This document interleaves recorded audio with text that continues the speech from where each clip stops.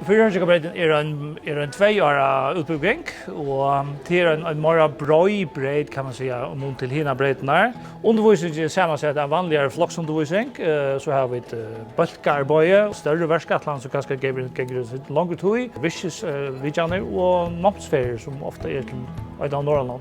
Hvis du har vært i arbeidsmarkedet noen år og drømmer om en universitetsutbygging, en stitse eller noe langere, så er fyrhjørnsjøkabreiden ganske viktig. Jeg tok avtrumma for 4 breit, det er alltid en god og grunnleggende utbygging, som gjør meg nekvar gode muligheter til å gjøre lesene.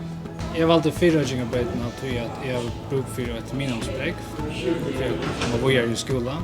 Jeg har vært bort fra skolen i år, jeg har arbeidet selvstendig ut i arbeidsmarkedet, og jeg har funnet bøten. Så 4 breiten er også hjelp litt ut, det er jo også egnet til det som jeg har haft en avvisningssteg. Det har vært godt, det har vært utfordrende, men jeg har alltid lærerne har vært donalige av loftdokken. Vi er så øyelig vel sammen. Det er faktisk som en liten familiejokk, helt seriøst.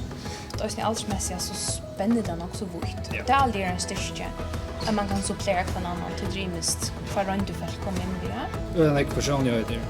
Det er øyelig faktisk helt ut, vi gjør passer så sammen. Det er noe snakk. Det rigger ordentlig, ja. Frutjadaver, i kakdaver, ta høyga vi da. Vänd hardt nøyt vart. Oj, hva sier jeg vet? Jeg skal du også om alt annet, det er sosialt. Det er mennende. Og avgjørende.